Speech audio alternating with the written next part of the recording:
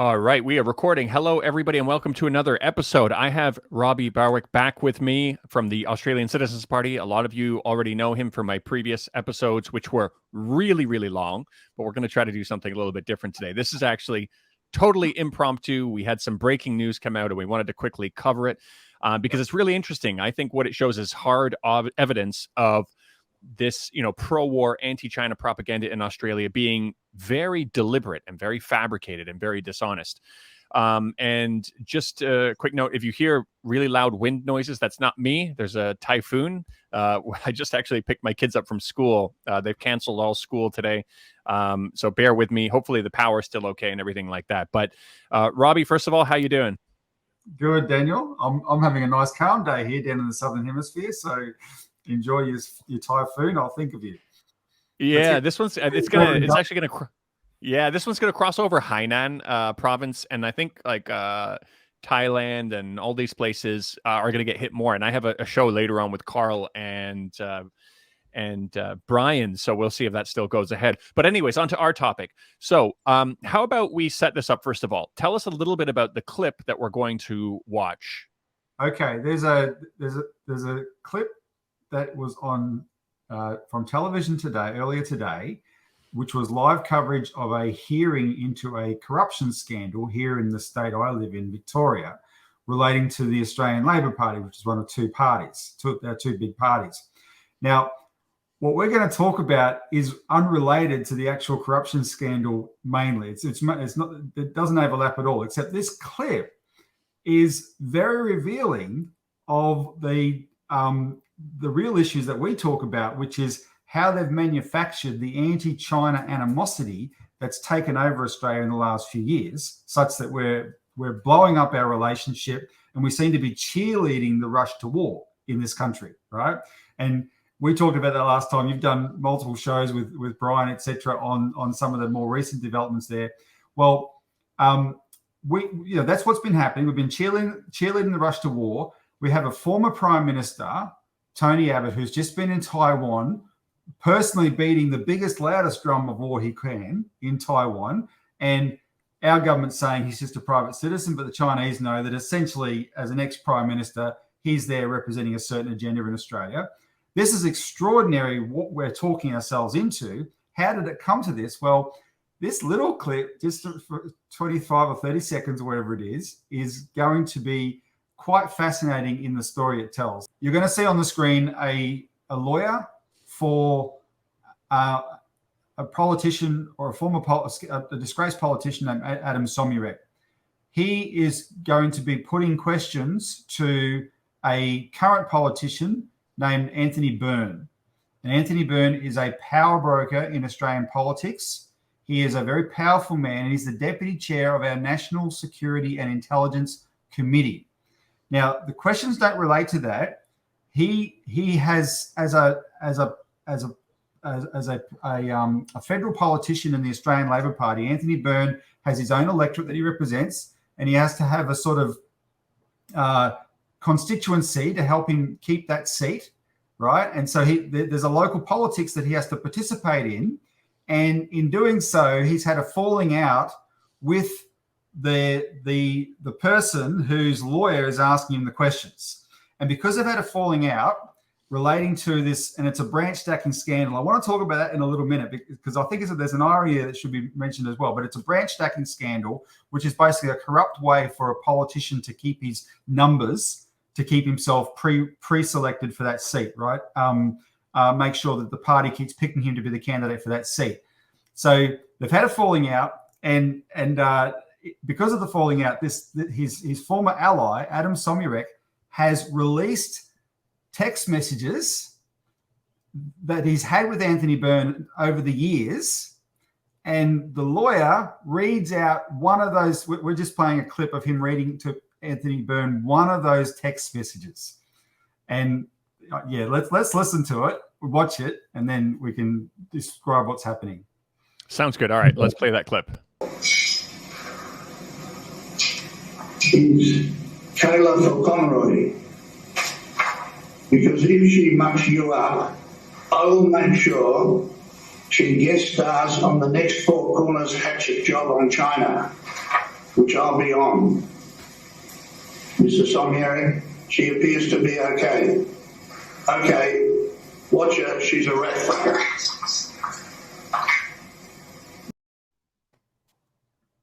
Wow, a lot to unpack there. So how about you start first? I've got a few things to say about it too, but let's let you go ahead first. All right, well, the first is this. In a text message in 2018, this powerful politician who's on the National Security and Intelligence Committee of our parliament, which oversees our intelligence agencies and has played a leading role in the hype that has poisoned the relationship with Australia, essentially is boasting to his factional ally that the media attacks on China in Australia are hatchet jobs. That's what he called it. He called it hatchet jobs, right? And let me before you continue, there are some second language speakers of English here. Let's make sure people are really clear about that, what that is. I don't have that here, but basically I had a screenshot ready. Basically, they're admitting that these are not kind of documentaries or info sessions or anything like that. These are hatchet jobs. These are deliberate attempts to smear a target. With an agenda. Yeah, it's not with an agenda. It's not based in any sort of honesty. Yeah. So you go ahead. Yeah. And he's not just saying they're hatchet jobs, Daniel. He's admitting he collaborates on those hatchet jobs, right, with the media. Now, and this is not to reiterate what you were saying before the clip. This is not an ordinary guy. This is an intelligence committee guy, politician. Like, he's in this thing, and you're going to get into a little bit more about what this guy exactly does. So go ahead. Well, he's the deputy chair now of the National Security Intelligence Committee, which oversees our intelligence agencies for a parliament which has China as its number one trading partner, and frankly, our best customer ever. And in the last few years, that relationship has gone incredibly sour, right? And people in Parliament pay lip service to the idea, we want to have a good relationship with China. I wish they'd answer the phone, etc. But you're getting a glimpse here, pull back the curtain of what has actually been going on behind the scenes, right? So formally, he's a powerful guy in this committee. Informally, within the political structures, he's part of a pernicious group which nicknames themselves the Wolverines, and we've got some illustrations that I want people to we'll illustrate this with these images, who I call them, juvenile, and I'll tell you why in a minute, but US loyalists. So let me we're going to see Anthony Byrne in a minute, but this is what you have there in this image here. You have two of the leading Wolverines. Now, the lady on the right is Kimberly Kitching. She's in the same party as Anthony Byrne. There's only a handful of Labor people in this little grouping. They name themselves after the 1985 Cold War fantasy movie called Red Dawn, where the teenagers who fight back against the commies call themselves the Wolverines, right? So it's that kind of idea. China's their target. They claim that they're fighting for sovereignty for Australia, right? So there's her. On the gentleman on the left is Andrew Hastie, who's now our assistant defense secretary, defense minister, and he's a former soldier in our elite special forces battalion called the SAS, the Special Air Service in Afghanistan, right? He served in Afghanistan, and since he's been in Parliament, he's just had an incredible trajectory to the top. So now he's a minister. But in the middle, this is last year, that's the American ambassador to Australia. And these people who call themselves champions of sovereignty have invited, this is what this picture's about, they've invited the American ambassador to be an honorary member of their group.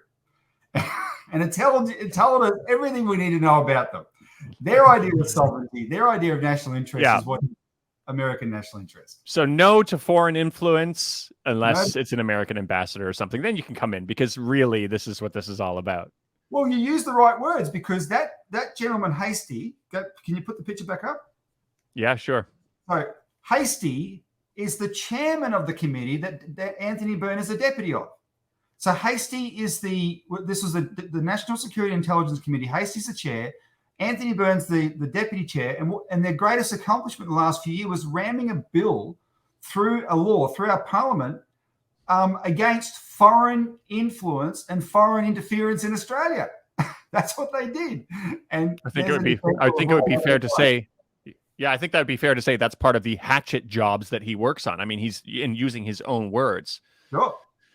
Now, second one. Sorry, go to the second one. This is why I use the term juvenile. So this is James Patterson. He's a senator.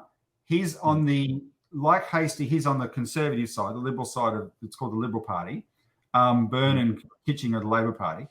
Now that Hastie is a minister, Patterson is the new chair of the committee.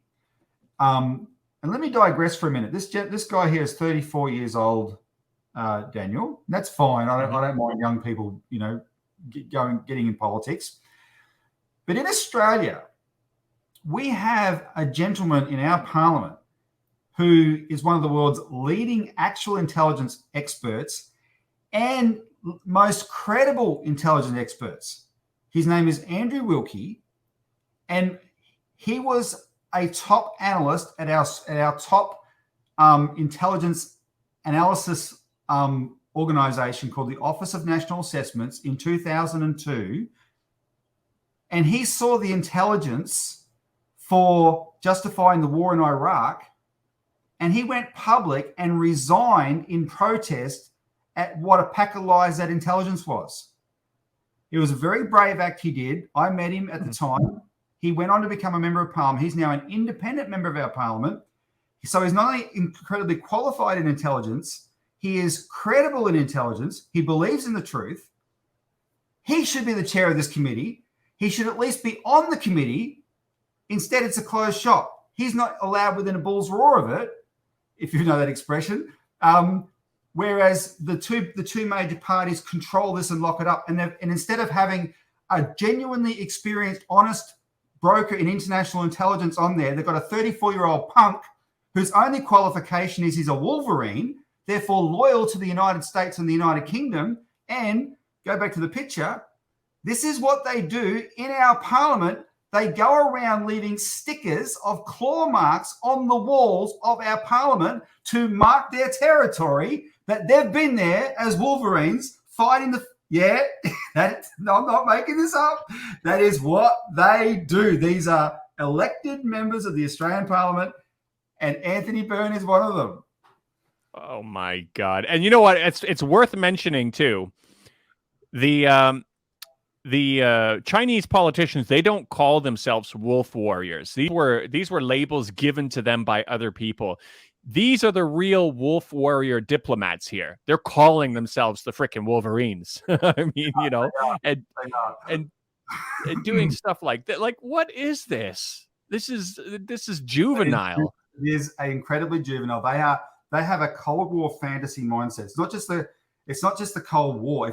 Anyone who really went through the Cold War, like I used to, before he died, the former Prime Minister of Australia, Malcolm Fraser, wrote this great book called Dangerous Allies. And he meant the United States and United Kingdom. And he says, Australia needs its alliance with the United States for security, but it only needs security because it has an alliance with the United States. Once the Cold War was over, he wanted nothing to do with it. There was an opportunity for the world not to go down that path, right? And he spent his final years fighting against the propaganda against China, and he put that book out. That's what people who really experience the horrors of war and the Cold War, they don't want to be part of it. These are young punks who have this fantasy view of it, the brainwashed American narrative that we beat the Cold War, the Soviets in the Cold War by sucking them into the Afghanistan trap and bankrupting them and all that kind of stuff, right? Because our capitalist system is superior and all this rubbish they carry on with. This is because they're arch neoliberals as well, in the sense that they just believe in a total uber capitalist society, and it's a fantasy they got in their head and they want to relive it. Right, and to the point of reliving the damn movie starring Patrick Swayze way back whenever in '85, and that man with the claw marks is now the guy who his job for our parliament is to oversee the activities of ASIO, our spy agency, which is our branch of the Five Eyes. And do you have the link there? I just want to point people to a couple of articles we wrote about this. We have a We have a great researcher named Melissa Harrison. She did a series of articles last year. They're on our website. It's called the China narrative. If you bring up those two links, especially part 5. I don't have it in front. I didn't prepare it. So if you want to just explain what it is, and I'll put it in the description for everybody. Okay, we'll put the links. We'll put the links below. But there was a 5-part series called the China narrative, and the final part is all roads lead to ASIO. Because what we identified with, we zoomed in and named the people the relatively small group of people who in the last 3 years led the fight to poison our relationship with China and put us on this trajectory. Whereas in 2015, this former prime minister who's just been in Taiwan, Tony Abbott, invited Xi Jinping to address our parliament in 2015. It was the 2014. It was the high watermark of our relationship, to the point where now we, of all countries in the world, are leading the fight, the rush to war.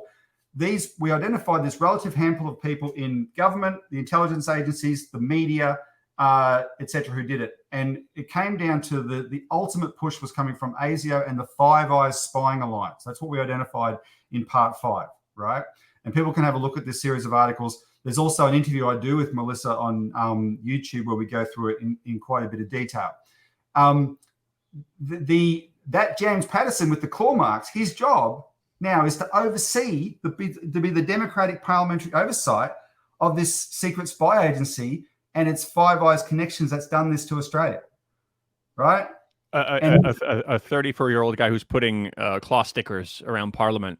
Whose prerequisite clearly is no qualification in intelligence except his loyalty to the United States and the United Kingdom. I mean, when you've got one of these guys who are involved in this, calling what they're doing a hatchet job, and you put all the pieces together, like you're talking about the guy who resigned after he saw the intelligence on the Iraq war, those are exactly the people they would want to keep very, very far away from them if this really is a hatchet job. Everything is indicating that wasn't a slip up in words. It wasn't just kind of having fun with words. Like this is legitimately what they are doing. Well, and he named the media organization Four Corners, and that's ABC. That's our national broadcaster, right? But the reason he named that organization is because he and his committee have a relationship with one of the top journos who was doing Four Corners stories up to that point, who's since shifted to Channel 9. His name's Nick McKenzie.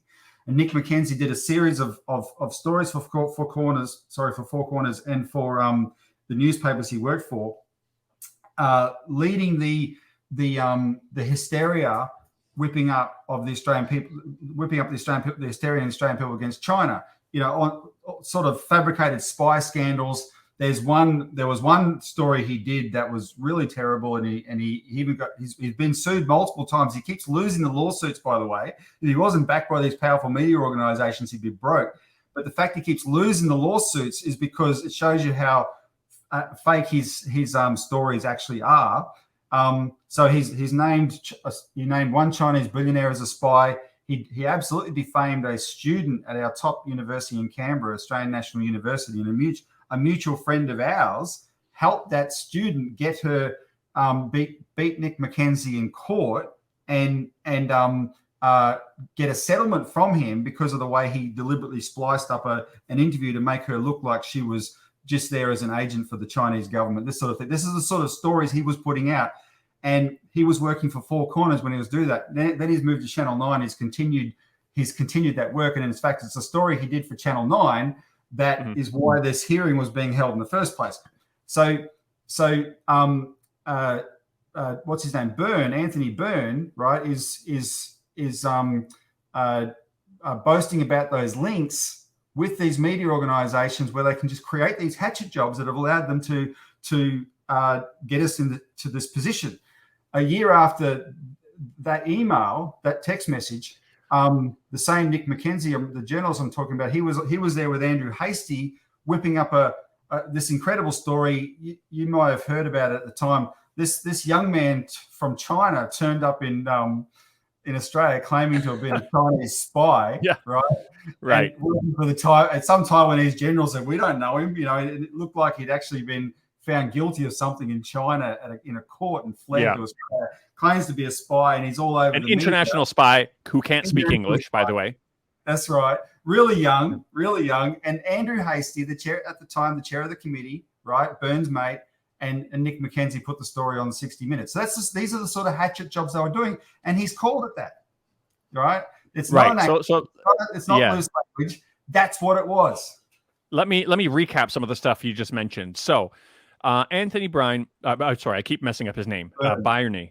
Okay, Byrne. Yeah, right. So Anthony has a lot of influence in government. He has the ability to shift policy and things like that. And now we can see he has connections and influence in the media. So it's an all-around shit show for this kind of pushing this anti-China BS. Now, the journalist you were talking about, Nick McKenzie, he's continually losing, which shows he's continually putting dishonest work out there. But whoever's backing him and whoever's paying the consequences for all of these times he keeps losing obviously has done a cost-benefit analysis and said, keep doing what you're doing. We're going to keep paying for this. And whatever the interests are behind it, pushing the anti-China narrative, they're bigger than those individual suits that he keeps getting hit with. And obviously, we know the military-industrial complex is involved in some of these narratives. There's some big guns involved, literally, pun intended. That's what Five Eyes is. That's what Five Eyes is. When governments have secret intelligence agencies, and sometimes there's reasons, especially in war, to have all that, etc. But if you set it up as a permanent structure and it has to remain secret, you have to have total faith in your democratic structures to oversee that, or else that power will become more powerful than the transparent elected governments. And that's what Five Eyes. So ASIO here says to Parliament, we can't tell you what we're doing because we're doing it in partnership with the United States, and they won't share intelligence with us otherwise. And we need that intelligence to stay safe. And so all the politicians here say, oh yeah, okay, we'll look the other way. We'll put, and these intelligence agencies can play off the governments of each against their relationship with their intelligence partners against their own government and government oversight, right?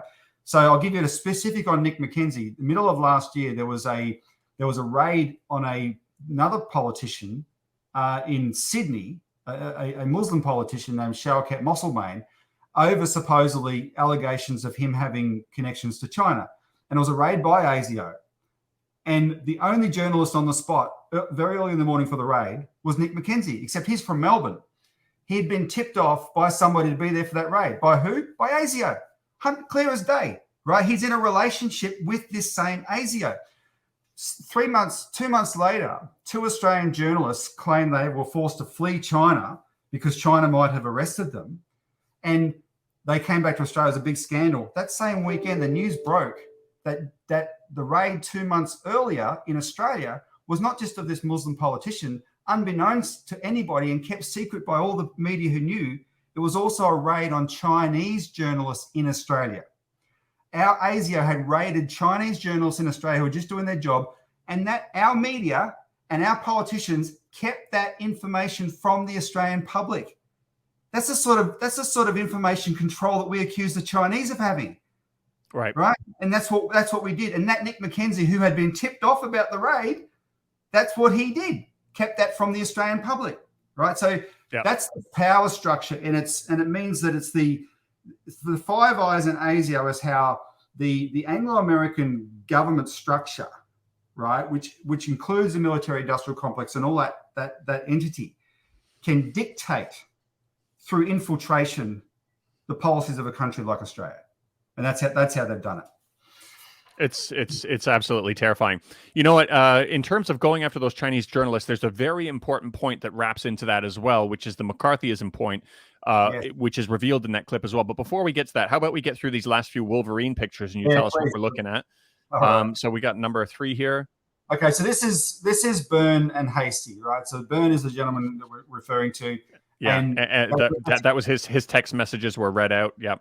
Yeah, that's a funny picture. But so Byrne's the deputy chair of this all-powerful committee, and Hastie's the chair. So, and they're both Wolverines. That's why see the caption there. You're in the Wolf Pack. Me too. That's what they are. So move on to the next one. Move on to the next one. Now, because we need to spend a little bit of time on this. But this is Byrne sitting in Parliament in the back row there on the right, and next to him is our former Prime Minister Kevin Rudd.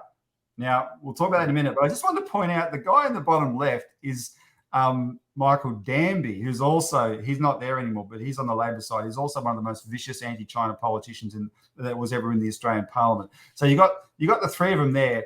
But I wanted to show Rudd, because we do need to, maybe we can just explain that little the filthy language before we get on to okay. the Yeah, we can. I don't monetize anyway, so apologies. There's some swear words coming up, everybody. But in that, if you remember in that clip, he referred to the person. So Anthony referred to the person he wanted to attack as a rat fucker. Is that correct? Yeah. Yes. Right. Now, when I so saw we've got to explain what that is. I can bring this up as you're explaining the story here. When I saw that coming from his mouth, I knew what it meant straight away, because in the same text he'd said, it's about we'll make her star, and the person in question is not that important for our purposes. She doesn't relate to this bigger picture we're talking about. She's a local Labor entity, but he wants to attack her as part of the local Labor thingo. So he's going to attack her in an anti-China hatchet job. And when he asks his former factional ally about her, the ally, Somyurek, said, "Oh, she's okay." And Burns says, "Watch her, she's a rat fucker." Now, so put the Kevin Rudd thing back on. Coming from Byrne, that because he's an Australian Labor politician, but in general just an Australian, what you see at the bottom of that image now is where that term came from. So this is when Kevin Rudd was our Prime Minister, and some Chinese viewers might be a bit surprised by this, because Kevin Rudd has a global reputation of being almost friendly to China, or at least not anti-China. Right. I think the best I will say about Kevin Rudd is I suspect there's you could probably divide the world into the people who would go to war and who wouldn't go to war. I don't think Kevin Rudd would go to war, but he's not that.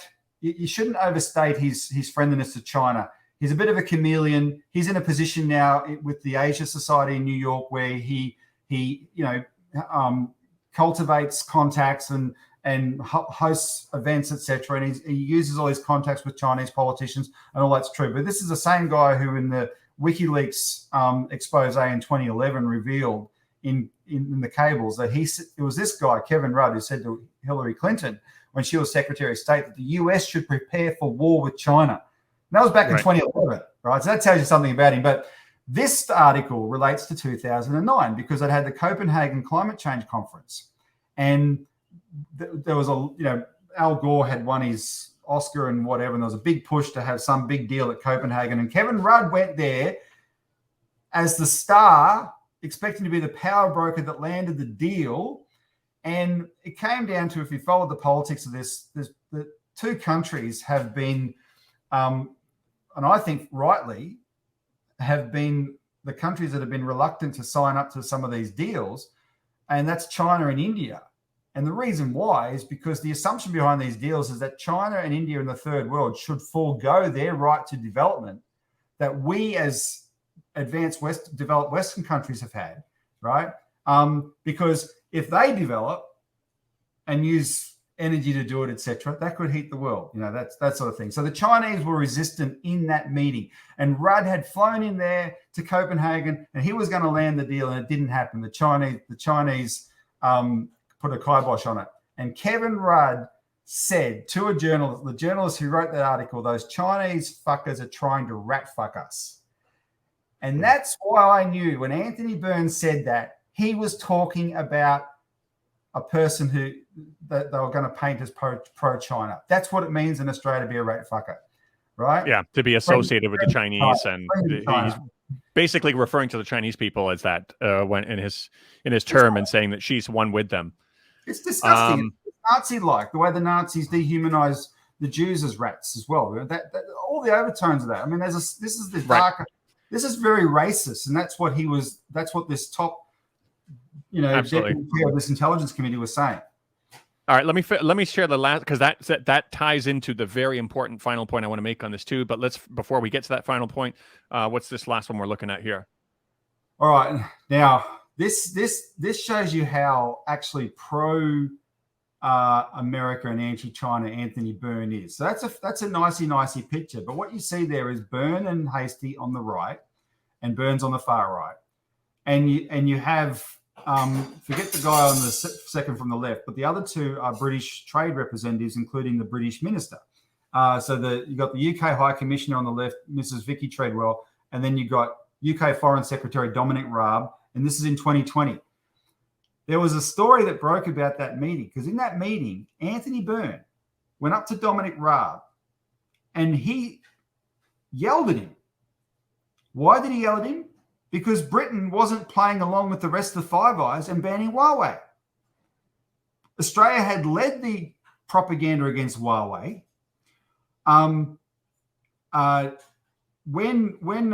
What's this, 2020? So just a few months earlier, Meng Wanzhou has been arrested unfairly in Canada, right? The Huawei founder's daughter. But the Brits to this point were still saying, well, hang on.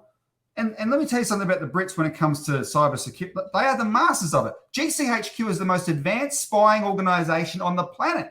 If GCHQ is happy to say it's good technology, we will have a system here, we will inspect every bit of it before we use it and be happy in the security of it, but we're going to use it, right? They were making us look like the jerks we were. And so Anthony Byrne in that meeting, and it's quite, because Australians are usually rather sycophantic towards the Brits, let me tell you. He buttonholed Raab to say, you've got to toe the line. And it was after that the Brits buckled and they did toe the line. But that tells you, that says something about the kind of person Byrne is. And there was a report about this altercation and everything around it, where one of the media reports that came out at the time is someone with sources in ASIO was able to describe Byrne, how close Byrne was to ASIO and the intelligence agencies, to the point where ASIO said they considered Byrne to be, quote, one of us. So this was an example where one member of the Five Eyes, like New Zealand is now often, but this time it was the British, and that's unusual, wasn't towing the line on this anti-Huawei agenda, and Byrne got genuinely personally aggressive about it. I mean, what's his agenda to actually get emotional like that he would buttonhole the Foreign Secretary of the United Kingdom? That's why I wanted to put that in there. That's the kind of person you're dealing with Anthony Byrne. Yeah, okay, you were cutting out a little bit there, but I got the gist of it. Let me make sure I understood that correctly. So Anthony was getting annoyed that the British, this British intelligence agency or community was saying that they had no problem with Huawei. Yep. And that was making them look pretty stupid. So again, it wasn't in the search of the truth. It wasn't Anthony was saying, oh, okay, if this one of the most advanced intelligence groups in the world is saying it's fine, maybe we should take a look at this. He's like, no, we're already going down this path. The truth doesn't matter at this point. Right. We're supposed to stick to this. And the most important thing is saving face. Again, one of the things they always claim that Chinese people do. So these are the wolf warriors who are concerned about saving face. I mean, it's like absolute projection when they talk about this stuff. Good point. I think maybe this is a good time to pull in one of the most important things that affects ordinary people in Australia. So the other part of the story, of course, is that he's using his power and his influence and his media connections to slander someone. And how is he doing it? He's tying into the McCarthyism 2.0, the anti-China fever. So if there was a genuine concern about China's rise, if there was a genuine need to express these concerns, probably a reasonable person would say, when we do this, there's going to be some consequences. We might have this McCarthy-like environment, and we got to be careful to manage it. We might have a situation where Asian Australians are going to be attacked in the streets like they were. We gotta have a managed approach to this, but there's an important truth that needs to get out there. But no, what you're doing is you've got the same guy who's responsible for manufacturing that McCarthyism 2.0, realizing that it will inadvertently create a domestic weapon in Australia that can be used against ordinary Australians, and he's exploiting it. He made that weapon, and he's using it against people to shut them up, because he knows the worst possible thing, thanks to him, in Australia is to be called pro-China. I mean, that's it. It. He wants to crush this person, and again, it's just at a local inter-party factional dispute level. So how does he threaten to crush her, smash her? I'm going to make her a star in this next hatchet job that Four Corners is working on about China. I'll make her a star in that. Yep. And it's proliferating through the entire society. I see Drew Pavlo doing the same thing also. You know, somebody's asking these critical questions of his story that's falling apart, not even making sense about all of these, you know, when his emails were hacked and all this stuff, and just very simple, respectful questions about why his story isn't matching up. He immediately jumps into going after that person as a CCP asset and things like that, because he knows also that this is the worst possible thing in Australian society right now, is to be called pro-China. People are using it as a weapon. These are the same people that claim they support free speech, you know, respect and all of this kind of stuff. They claim to be the good guys, and this is what they're doing. The environment in Australia is just absolutely scary. I mean, America has a lot of propaganda, but it seems like Australia is taking it to a whole different level. The turnaround in public opinion that they've achieved is extraordinary. I think in 3 years, it's gone from 45% of Australians don't trust China to now 90% don't trust China. That's a huge shift in just a handful of years. And that's at a time when most of our education industry is based on students from China. Tourism absolutely was hanging on, you know, from the patronage from China. All our traders with China, and that's what they've actually achieved. I personally, for the last few years, even people who like me, accuse me of being a spokesman for the CCP. That's what they call it. Then they nickname me Chairman Barwick Mao.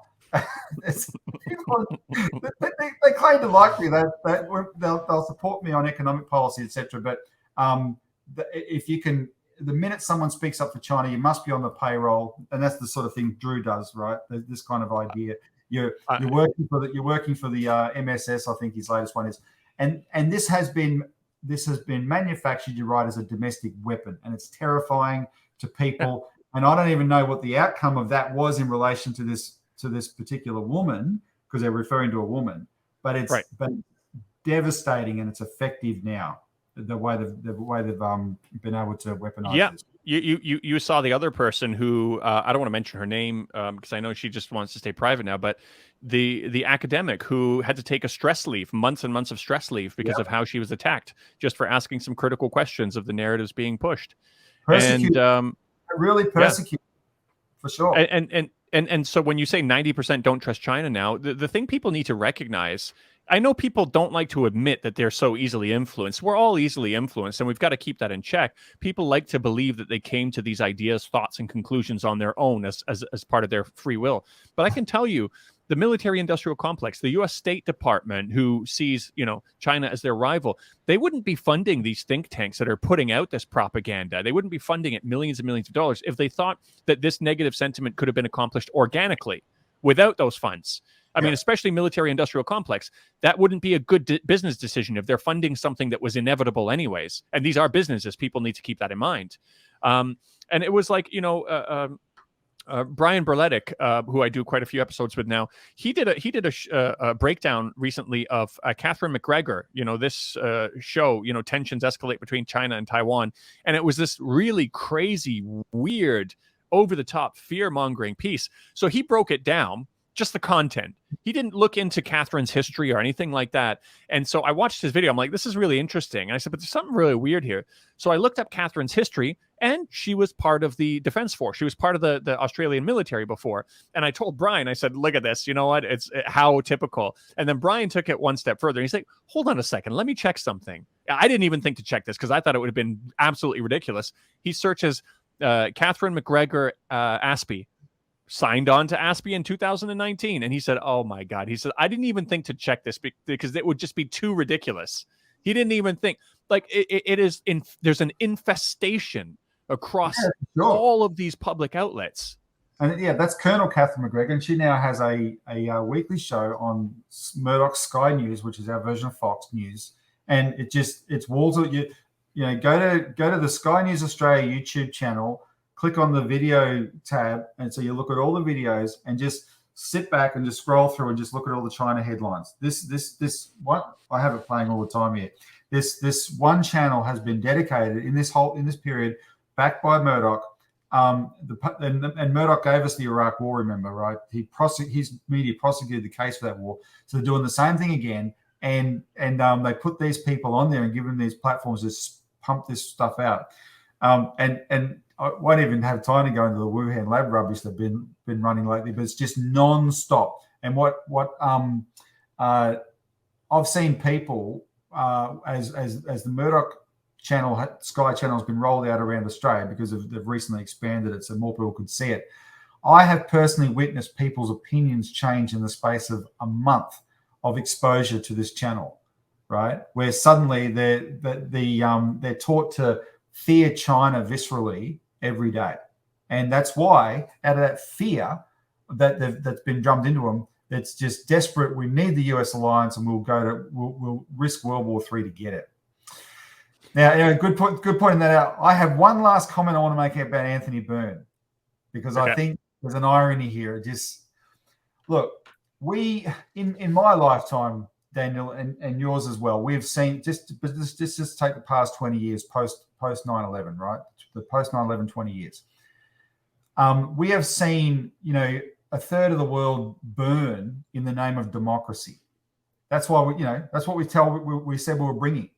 So you got an outfit in the UK, which is a neoconservative outfit, which is really, really evil, called the Henry Jackson Society. And on their charter, they say that only liberal democracies are legitimate governments. And their charter is a recipe for permanent war. Any government that doesn't fit their bill of a liberal democracy is not a legitimate government. We have introduced this concept of democracy to the world. And so Anthony Byrne and his Wolverines and these intelligence committee, they would have us believe that what they're standing up for is the principle of democracy. Well, that hearing is because he's involved. He admitted in that hearing, he is a branch stacker. And what that means is that democracy, the mechanism of people getting to vote at the grassroots level and influence their elected leaders, is completely fake.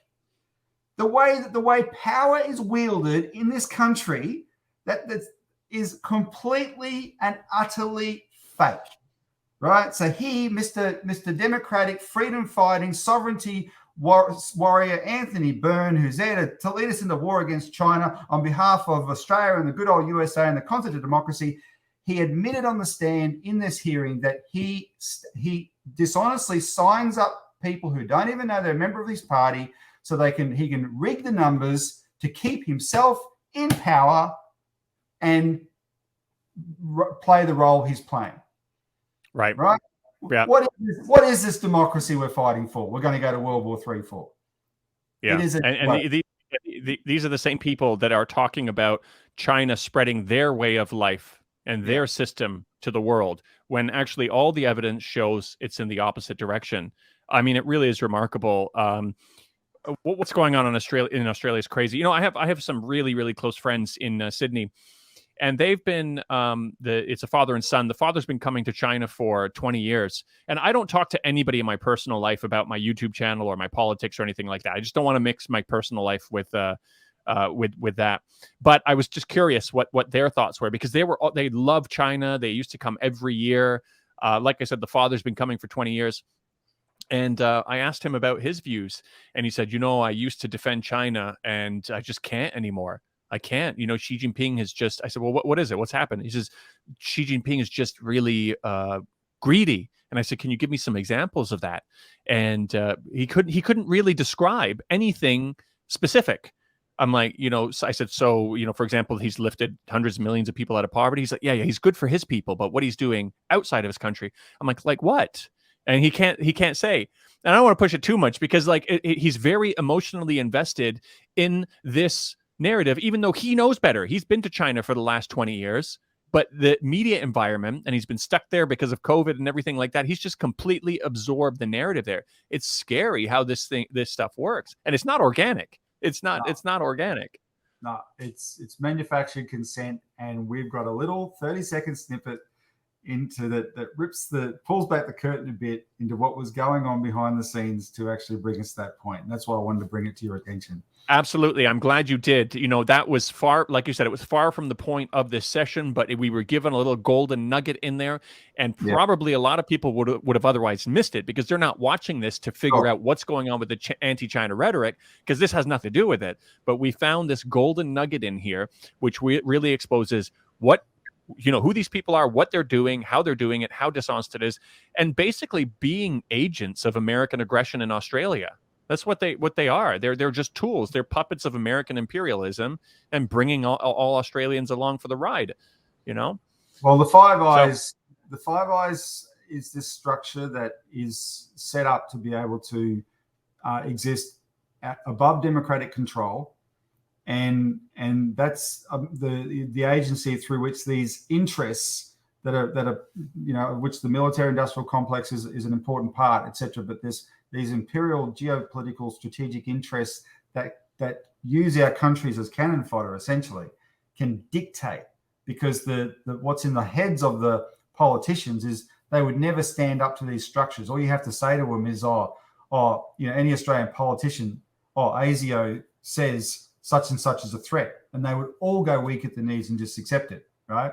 And that's why we've concentrated, we've zoomed in on that. We've zoomed in on how ASIO influences the parliament through this committee, who they are, the fact to be on this committee, you have to be a US loyalist first. I include the UK in there for good reason, because they are both Hastie and Patterson, the former chair and now the current chair. They're also closely associated with this Henry Jackson Society that I regard in the UK that I regard as really, really evil, right? This is one of the founders of this society, back in whenever they did it, in 2011, after they destroyed Gaddafi in Libya, he said, see, democracy can be dropped from 10,000 feet. In other words, you can bomb a country into democracy. These people, they don't care about the deaths that they cause around the world through their wars, etc. And that's who they control the minds of these key people in Parliament who end up advancing us down this path. Now, we've identified who they are. We take every opportunity to expose them. It's just in this particular case, thanks to an unrelated scandal and bad blood between two factional allies, one's dumped on the other, released these text messages, and it's like, whoa, good insight. We appreciate that. Thanks for confirming. I bet when he heard that, he was like, I hope the guys who are pushing back against the anti-China propaganda don't find this clip. We found it. One last point on what you were talking about, dropping democracy from 10,000 feet. The other thing that doesn't happen with that after is they don't go in and say, okay, what did we actually accomplish here? What happened? Because if they had a follow-up and they saw that, they couldn't prove any of the crimes that they said were happening there. There weren't any of these victims of these mass campaigns where they said soldiers were given Viagra to go out and mass rape society. The country fell into absolute chaos with terrorism rampant everywhere. Slavery was reintroduced with people being kidnapped from sub-Saharan Africa, being traded in open slave markets. And these are the people who are saying, they do it and they're like, okay, our job is done here. It's got nothing to do with human rights. No. They're all about geopolitical interests. And I mean, people need to wake up. But you know what? We said we were going to do 20 minutes. I should have known there was no way we were going to be able to do 20 minutes. But how about we wrap it up here? And as you come across new information, we can log on again. And next time I'll introduce you as Chairman Barwick. Okay. Well, thanks, Daniel. And I hope you survive the typhoon. Yeah, it should be fun. All right. I'll talk to you soon. Thanks very much for joining.